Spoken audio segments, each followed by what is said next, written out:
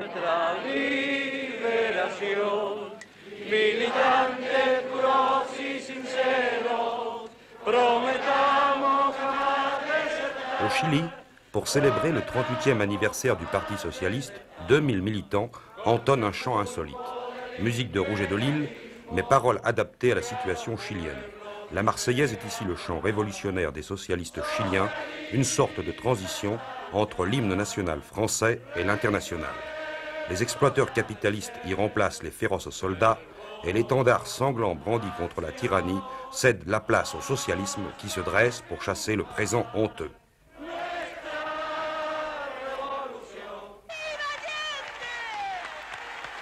Il y a maintenant 6 mois que la prophétie de la chanson s'est réalisée et que l'ex-sénateur socialiste Salvador Allende est président de la République.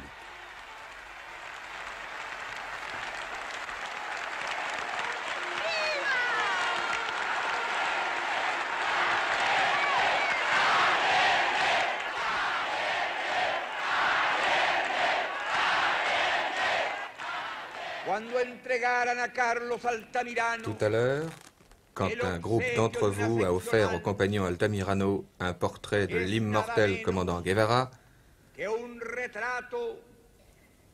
je me souvenais du privilège que j'ai eu d'être son ami et de recevoir de lui un exemplaire de son livre « Guerre de guérilla », dans lequel il avait écrit de sa main à Salvador Allende, qui, par d'autres chemins, essaye d'arriver au même but.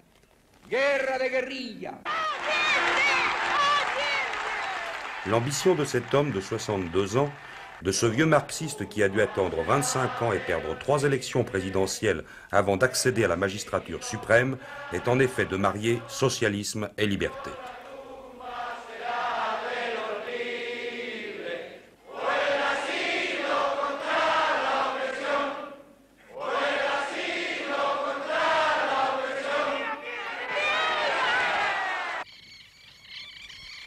Cette liberté, après 6 mois de gouvernement d'unité populaire, où socialistes, communistes et radicaux se partagent la gestion du pays, on la sent dans la rue même, où à première vue rien n'a changé. Ni la circulation aux heures de pointe, ni la nonchalance heureuse des Chiliens, qui affectionnent tout particulièrement les vieux tacos, les grosses voitures américaines et les promenades dominicales.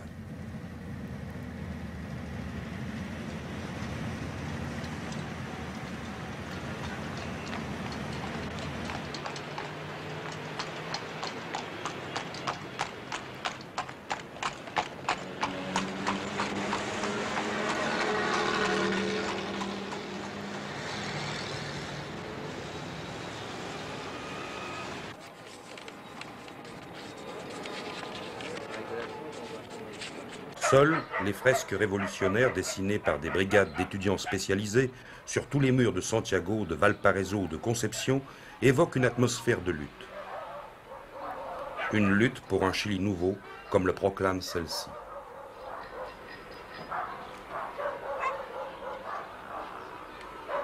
Le pays en a bien besoin, car 6 mois de gestion socialiste n'ont certes pas réussi à effacer les vices et les tares accumulés au cours des siècles. À Santiago, plus de 30 000 personnes vivent dans les bidonvilles, les poblaciones comme on les appelle ici. On en trouve à la périphérie de toutes les villes chiliennes, enchevêtrement de baraques biscornues, presque coquettes, sous la lumière flatteuse du Chili, qui fait même sourire la misère. Ici, chaque matin, des autopompes anti-émeutes sortent de la caserne des anciens groupes mobiles, unités de carabiniers spécialisés dans le combat de rue.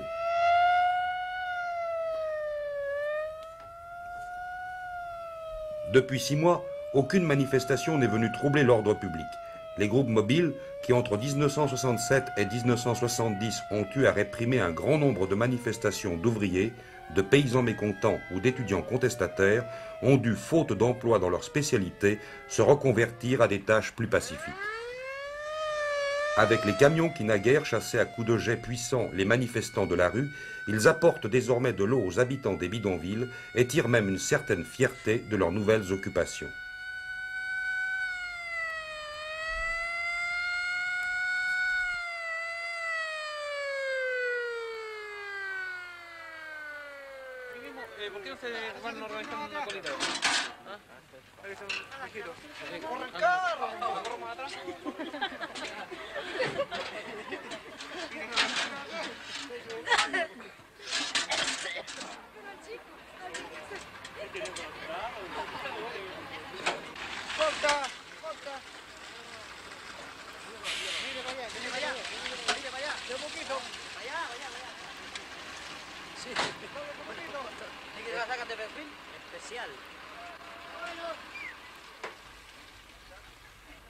ceci n'est qu'une activité parmi d'autres.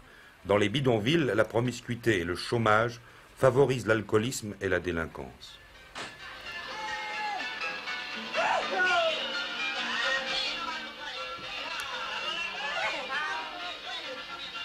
Les hommes désœuvrés passent leur temps au bistrot et beaucoup d'enfants sont abandonnés aux tentations de la rue.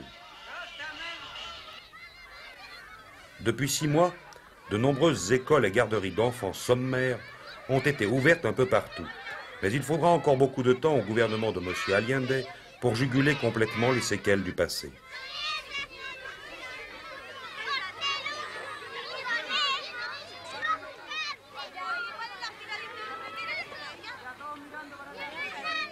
Le rôle de la police féminine au Chili, c'est de soigner les enfants. Les enfants que vous voyez ici, on les trouve généralement dans la rue. Ils ont été abandonnés par ses parents ou bien ce sont les enfants qui ont quitté leur foyer parce qu'ils ne trouvent pas les conditions nécessaires à ce développement chez eux. Mais alors après, quand vous les avez ramassés dans la rue, qu'est-ce que vous en faites? Oui, les enfants sont envoyés de le commissariat de police au juge. Et c'est le juge qui détermine le destin des enfants, s'ils vont retourner avec leurs parents ou vont ingresser à une institution. C'est-à-dire que ces enfants passent d'abord au tribunal et le juge décide de les envoyer, de les renvoyer à leurs parents ou dans ce genre d'institution. Oui. Et il faut noter que c'est la seule police féminine du monde, je pense, qui fait un travail de prévention. Parce que si on élève les enfants du moment qu'ils sont dans la rue, on peut éviter que ces enfants deviennent plus tard des délinquants. Le jaillissement des bidonvilles découle principalement du problème agricole. C'est l'absence de débouchés à la campagne qui a drainé ces cohortes de traînes misère vers les centres urbains.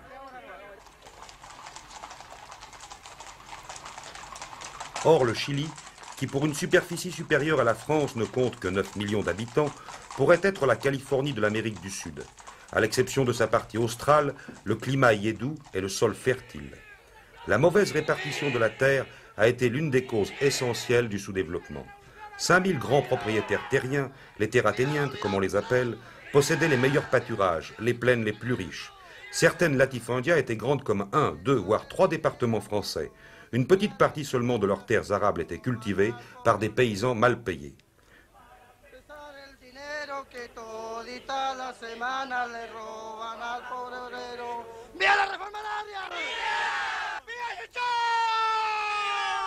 Sous le précédent gouvernement démocrate chrétien, le président de la République, Édouard Daufray, avait essayé de s'attaquer à l'épineux problème de la réforme agraire.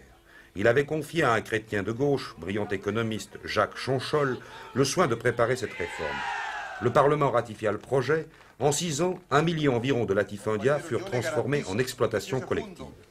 Le rythme des expropriations aurait pu être plus rapide, mais la collusion entre l'oligarchie et la droite de la démocratie chrétienne empêcha l'application définitive de la réforme agraire. Jacques Chonchol, déçu, entra dans l'opposition, désormais persuadé qu'un changement politique radical serait nécessaire pour venir à bout des grands propriétaires. Aujourd'hui, Jacques Chonchol, ministre de l'Agriculture, applique lui-même son propre projet de réforme.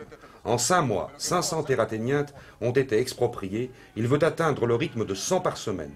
Nous l'avons suivi à Linares, où tous les cultivateurs de la région s'étaient rassemblés pour l'acclamer.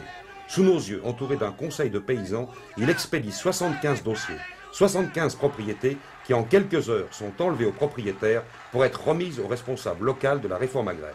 Pour les milliers de paysans de Linares qui ne croyaient plus à leurs droits, Chonchol, c'est l'homme de la révolution.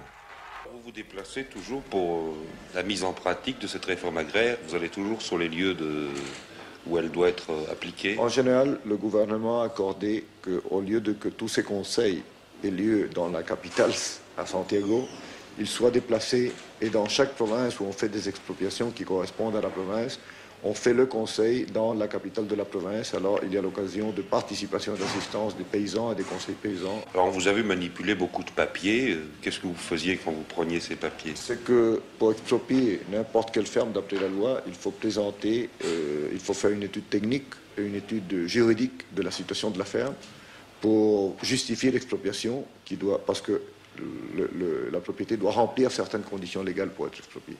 C'est-à-dire qu'en général, elles sont de quelle superficie, ces D'après la loi, toutes les propriétés qui sont de plus de 80 hectares irriguées de la vallée centrale ou l'équivalent en terre d'autres surfaces ou d'autres qualités sont expropriables par dimension.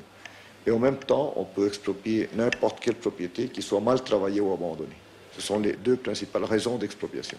Est-ce que vous ne vous heurtez pas à une résistance des propriétaires terriens, Président? Au début, une résistance assez importante, mais maintenant je crois qu'ils commencent à voir que la décision du gouvernement, c'est d'appliquer la loi avec le plus vite possible afin de finir cette situation et de pouvoir, n'est-ce pas, redistribuer la terre aux mains des paysans d'après ce qui est établi dans la loi d'informe agraire. Près de Villarrica, dans le sud du pays, M. Wagner n'a pas encore été dépossédé de sa propriété de 4000 hectares et de ses 2500 têtes de bétail, dont 10% de la valeur estimée lui seront payées au comptant et le reste en bons du gouvernement remboursable en 20 ans. Son père, un commerçant allemand qui avait fait fortune au Chili, a acheté cette terre au début du siècle et fait construire la somptueuse villa dans laquelle vit aujourd'hui la famille Wagner. Conformément à la loi, M. Wagner devrait pouvoir conserver sa demeure et 80 hectares de terre. Mais pour combien de temps? À dater du 1er mars 1971, M. Wagner est exproprié. Ça a été publié dans les journaux officiels. Et qu'allez-vous faire de sa maison? Si la maison passe dans les mains des paysans, nous installerons un centre de formation professionnelle ou une école agricole.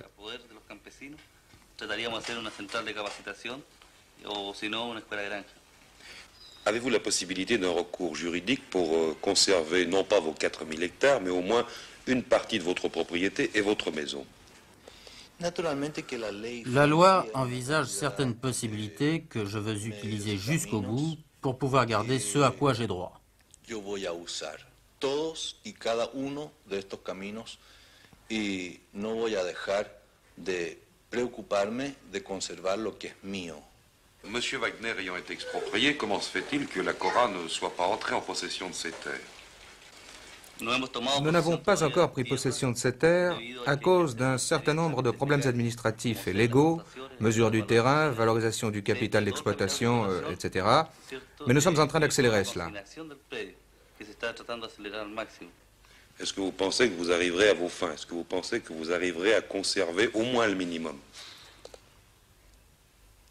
Ça, je ne suis pas pythoniste. Je ne peux pas vous dire ce qui va se passer, mais je peux vous dire que j'emploierai toute mon énergie pour parvenir à mon but.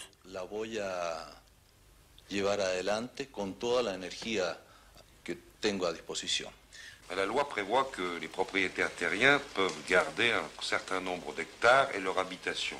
Dans ce cas, comment allez-vous obtenir la maison de M. Wagner? Nous agirons en respectant la loi. Si la loi dit que M. Wagner doit garder sa maison plus 80 hectares, il la gardera. Mais nous continuerons à lutter pour que le terrain laissé passe aux mains des paysans, car nous savons que la loi a été faite par les patrons sans la participation des paysans. Si on vous prend votre maison, qu'est-ce que vous ferez? Je quitte le Chili, car je ne veux pas rester dans un pays où j'ai été répudié et rejeté dans ma qualité d'entrepreneur. Et aussi parce que je ne veux pas que mes enfants et ma femme supportent les conséquences d'un processus que je considère très injuste. Y especialmente porque no quiero que mis hijos y mi mujer sufran las consecuencias de un proceso que considero profundamente injusto. Une fois que vous avez exproprié ces propriétaires terriens, que faites-vous des terres? Est-ce que vous ne risquez pas de baisser la production agricole en morcelant ces terres entre plusieurs paysans? On ne les morcelle pas.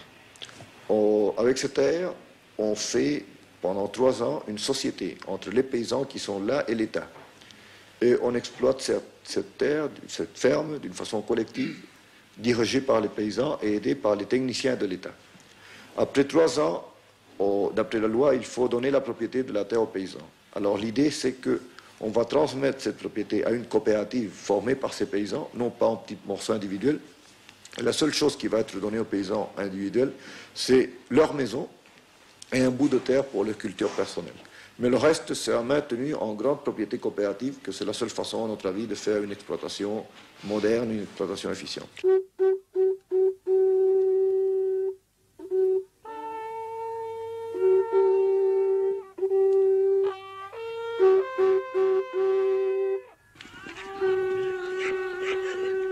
Au sud, près de Temuco, vivent environ 300 000 Mapuches. Ce sont les derniers Indiens du Chili. Une centaine d'entre eux viennent de se barricader dans cette propriété, ce fundo comme on dit ici, après en avoir chassé le propriétaire et sa famille. Ils l'ont rebaptisé Campement Camillo Torres.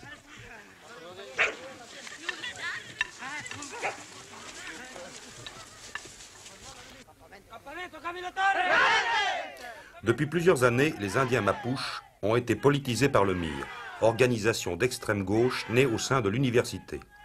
Avant la victoire d'Allende, le MIR n'avait jamais cru que les socialistes parviendraient au pouvoir par les voies légales.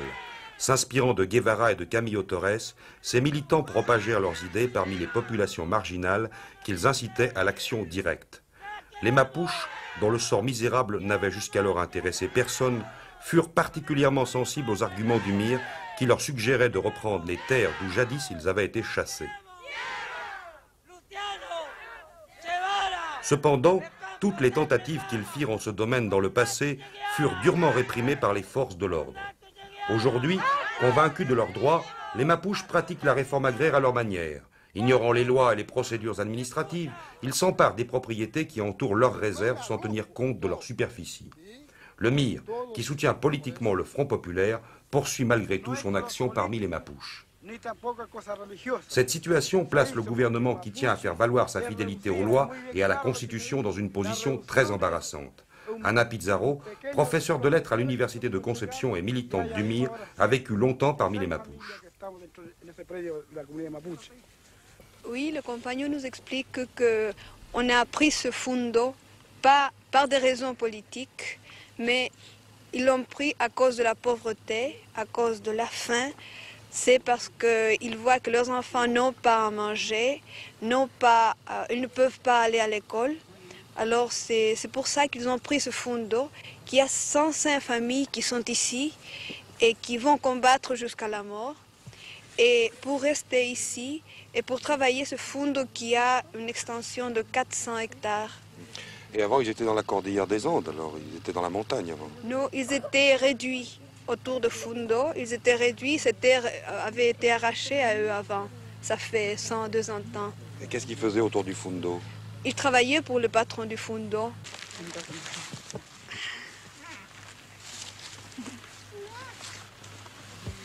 Mais alors, quelle était la situation justement de ces Mapuches dans la propriété? Ils avaient juste de quoi vivre, puis ils n'avaient même pas de salaire. Ils devaient travailler pour le patron. Puis le patron ne respectait pas non plus les lois sociales. Mais alors, ils ont l'air très politisés, là. Ils ont crié des slogans sur Che Guevara et tout ça. Alors là, le MIR a quand même fait un travail politique précis dans ce... Oui, c'est-à-dire, il y a le MIR, mais il y a aussi un jaillissement spontané à cause de la pauvreté même. C'est-à-dire que c'est un phénomène dialectique, au fond. Mais enfin, ils ont été quand même travaillés par le MIR pour... Exactement, par exemple, exactement. Justement, l'un des fonds de masse du MIR, c'est le mouvement paysan révolutionnaire. Par exemple, ce journal-là, qui est destiné justement aux Mapuches, là, c'est un journal qui est édité par le MIR, ça? C'est-à-dire par le mouvement paysan révolutionnaire, oui, l'un des fronts des MIR. Oui. Il dit, il n'y a pas de raison pour que la terre soit payée. Nous, on sait que les Espagnols n'ont pas acheté la terre aux Mapuches quand ils sont arrivés ici. Il suffit que la terre produise, il suffit qu'il y ait de la nourriture pour tous les Chiliens, il suffit avec ce qu'il y ait plus de production. La terre ne doit pas être payée, parce que si on payait la terre, alors il faudrait aussi payer le droit à l'air, il faudrait aussi payer le droit à l'eau. Alors, le fait que la terre doit être payée, comme l'a fait le gouvernement antérieur, c'est des mensonges du système capitaliste. Qui est-ce qui écrit ce journal? C'est-à-dire ce sont des militants du MIR, mais Mapuches? Oui, c'est justement des militants du MIR qui parlent ce langage. Alors on utilise leur même langage pour parler avec eux. Alors c'est même eux qui l'écrivent, c'est leur écriture. Et comment il s'appelle ce journal-là? Il s'appelle El Miliciano, ça veut dire le soldat, non pas de l'armée, mais le soldat du peuple. Autrement dit, le MIR essaie d'initier les Mapuches au marxisme, sans parler de Marx, et en utilisant un langage qui leur est directement accessible. Oui, c'est que justement pour eux, le communisme est un retour à leur état naturel. Au fond, pour eux, le communisme, c'est quelque chose qui sort naturellement parce qu'ils ont une tradition communautaire. Ils vivaient toujours en communauté. Ils ont toujours vécu en communauté jusqu'à ce que le blanc leur a arraché la terre. Et puis maintenant, ils l'ont récupéré. D'ailleurs, une Thomas, on l'a fait par la violence. C'est une prise de terre sauvage, la Thomas. C'est ça, avec des armes, avec des bâtons. Et là, le propriétaire s'est sauvé quand ils sont arrivés. Oui, ils partent.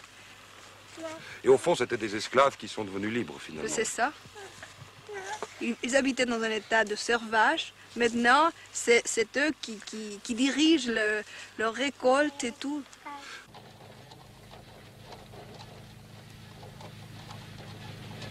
Et pendant qu'Anna parlait, sur la route, le propriétaire voisin. Qu'est-ce qu'il va faire avec sa machine, là? ¿Por qué lleva usted su máquina? ¿Qué va a hacer con ella? Il faut retirer toutes nos machines, car si les Mapuches interviennent, on ne pourra plus les sortir et ils nous les prendront. Et qu'est-ce qu'il pense de la situation? Il pense qu'elle va s'améliorer? Si usted piensa que esta situación va a mejorar. Elle peut devenir très grave, mais définitivement, je crois que ça prendra un caractère de socialisme généralisé.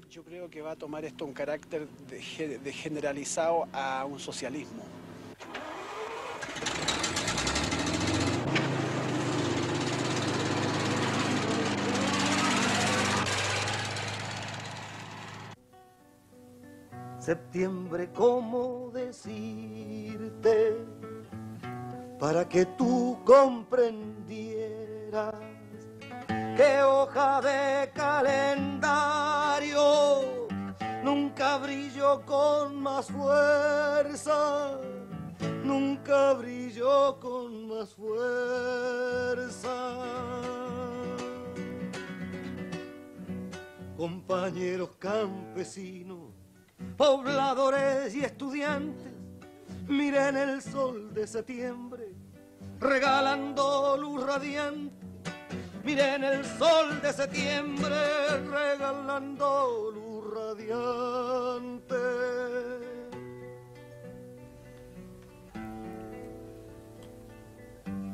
C'est à l'université de Concepción, la plus huppée du Chili, que le MIR est né sous Eduardo Frei. La contestation y était virulente et les bagarres presque quotidiennes. Le MIR, dont certains militants avaient fait quelques hold-up dans des banques qualifiées par eux de capitalistes, était pratiquement contraint à la clandestinité. Aujourd'hui, le MIR affiche au grand jour ses activités politiques. Je pense que le rôle progressif de l'université a été jusqu'ici un rôle de mobilisation de masse. Vous savez que le mouvement de la gauche révolutionnaire est né justement à l'université de Concepción. L'université, en tant qu'université réformée, a participé dans la mobilisation de masse dans le milieu ouvrier en même temps que chez les paysans. Quelles sont les relations du MIR et du Parti communiste chilien? Un rapprochement entre le MIR et les communistes s'est réalisé en tant qu'unité pour se mettre à face du véritable ennemi qui est en ce moment la droite, tout ce qui représente le fascisme au Chili. Le rôle du MIR au sein de l'université, qu'est-ce qu'il représente exactement ici à Concepción? Oui, c'est-à-dire qu'à Concepción, le MIR a fait changer la mentalité du monde quant à la conception de l'université. Je crois que la conception académique de l'université renfermée dans elle-même, c'est déjà terminé. L'intellectuel en tant qu'homme de pensée est terminé avec la mort de Che Guevara, n'est-ce pas? Oui. Je crois que l'intellectuel maintenant est aussi le combattant.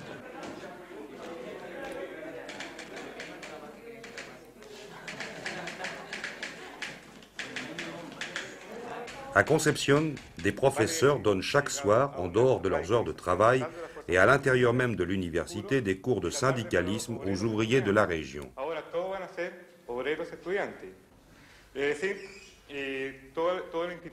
Juan Avila est mécanicien à Bella Vista Tomé, la plus grande filature chilienne récemment nationalisée.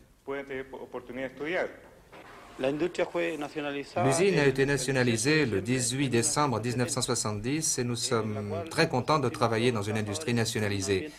Car avant, on travaillait dans un système capitaliste et nos salaires étaient moins importants que maintenant. Tous les travailleurs de l'industrie se sont mis d'accord pour donner au gouvernement une journée gratuite de travail, ce qui va aboutir à une élévation du niveau de la production annuelle. Ceci est fait depuis le 1er mars. Nous participons même à l'administration et à la direction de cette industrie, ce qui va permettre d'en augmenter jour après jour la production. Avant la nationalisation, Juan gagnait 1500 escudos par mois. Il en gagne aujourd'hui 2700.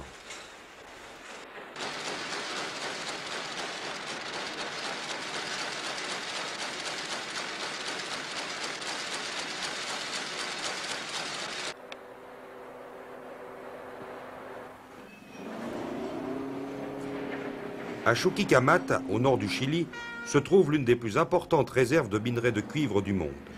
Jusqu'alors, ce minerai était extrait par des grandes compagnies américaines. Depuis que le gouvernement a commencé la procédure de nationalisation, la plupart des techniciens américains quittent le pays. Les techniciens chiliens, qui étaient payés en dollars et bénéficiaient d'un change parallèle leur permettant de doubler ou tripler leur salaire, admettent mal d'être maintenant payés en monnaie nationale. Les ouvriers, faute d'encadrement sérieux, ont tendance à ralentir le rythme du travail. Devant la baisse de la production, le syndicat a entrepris une campagne de persuasion pour inciter les travailleurs à faire preuve de plus d'énergie et d'enthousiasme.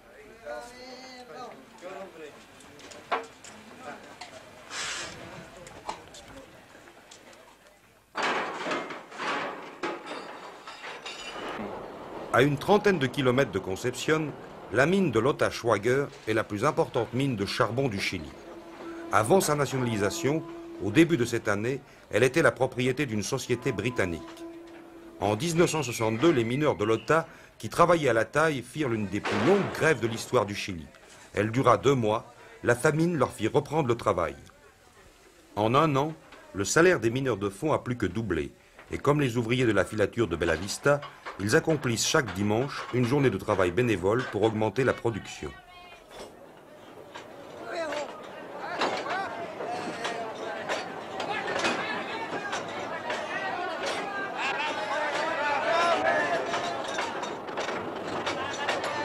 Luchando junto a los nuestros, gracias a Manuel Rodríguez, a la Fertella Guevara, gracias por prender la antorcha que hoy día el pueblo levanta. A mi pueblo, Señor, que conoció el dolor y que hoy día se levanta frente en alto y cara al sol.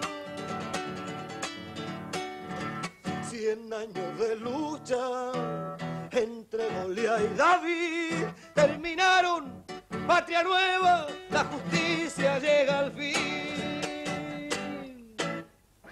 Quel est le rôle de l'opposition dans le Chili de M. Allende?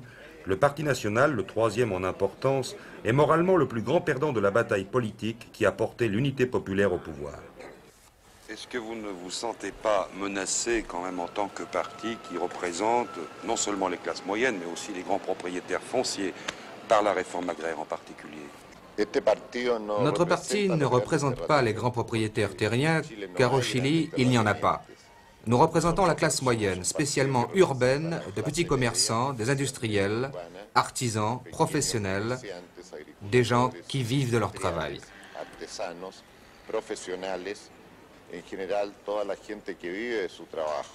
Monsieur Wagner, quand vous allez aux élections, quand vous votez, pour quel parti votez-vous?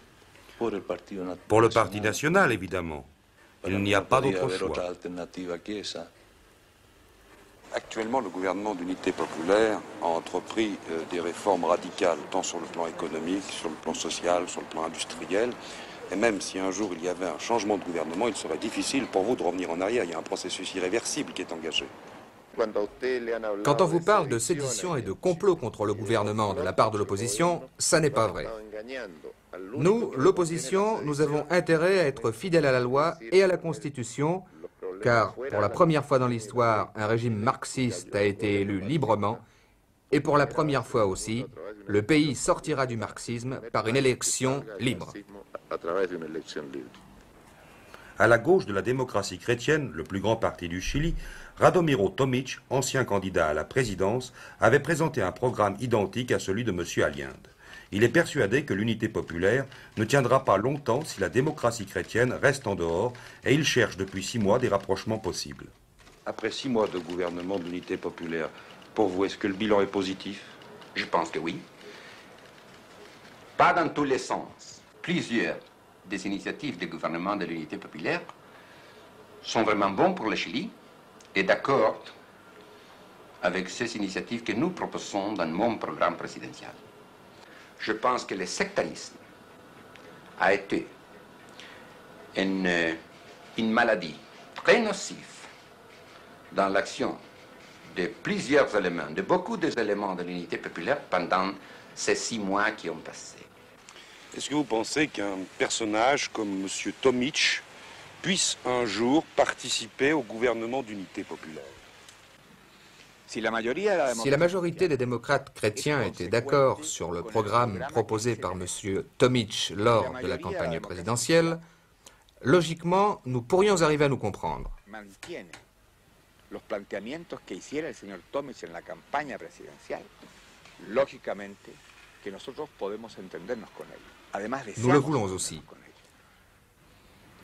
Puisqu'ils prétendent être d'accord sur les réformes, cette entente peut se réaliser au Parlement et pas nécessairement au sein du gouvernement. Quand ils auront prouvé qu'ils sont vraiment disposés à participer à la révolution chilienne et que les différents partis de l'unité populaire auront envisagé et analysé un éventuel élargissement de la base politique, quant à moi, je ne m'opposerai pas, bien au contraire. Même l'armée se découvre en ce moment au Chili une vocation sociale. Sur d'énormes scrappers et de gros bulldozers, elle envoie ses hommes tracer des routes au milieu des bidonvilles.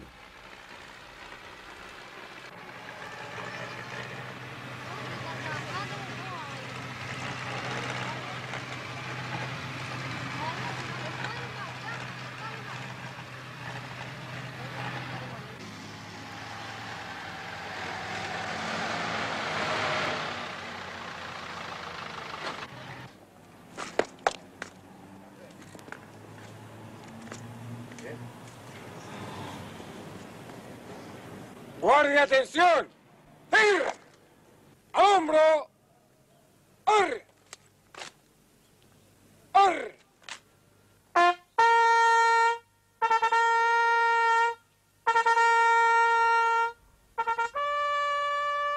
Disciplinés, entraînés au début du siècle par des instructeurs prussiens, les militaires chiliens ne sont pas, comme leurs proches voisins, des adeptes du pronunciamento et n'ont pas un seul coup d'État à leur actif. En général, quelle est l'attitude de l'armée face au nouveau gouvernement d'unité populaire, d'inspiration socialiste, qui compte des communistes au poste de responsabilité? L'attitude des forces armées par rapport au gouvernement de l'unité populaire, c'est la même que nous avons eue pendant toute l'histoire de Chili. Les forces armées chiliennes sont essentiellement apolitiques. C'est ça notre tradition historique et notre tradition militaire. Nous sommes apolitiques, les forces armées sont constitutionnalistes et légalistes. Sont forces armées essentiellement professionnelles. Mais quand même, il y a beaucoup de vos officiers qui sont formés aux États-Unis. Est-ce qu'ils ne reviennent pas de là-bas avec un certain état d'esprit incompatible avec les idées socialistes ou communistes? Non, monsieur, je peux vous dire catégoriquement non, parce que nous étudions à l'étranger et nous recevons seulement les connaissances militaires.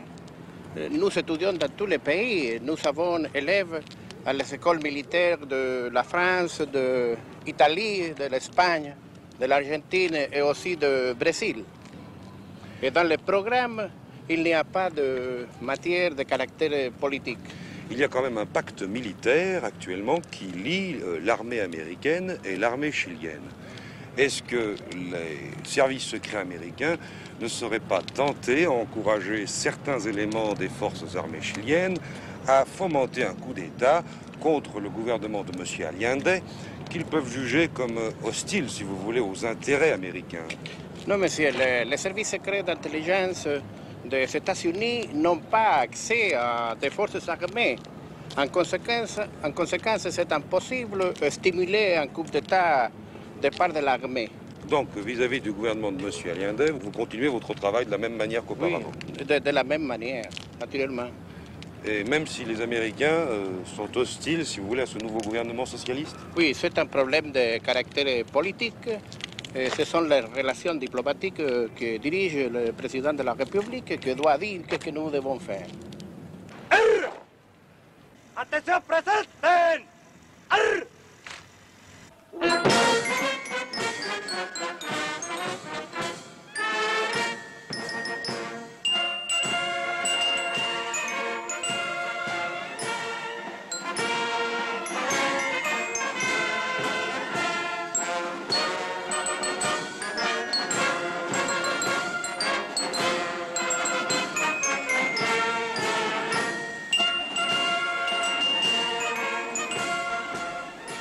La fidèle armée chilienne, comme l'a qualifié M. Allende dans son discours du 1er mai, est depuis 6 mois restée sourde aux provocations de ceux qui ne voulaient à aucun prix d'un gouvernement socialiste.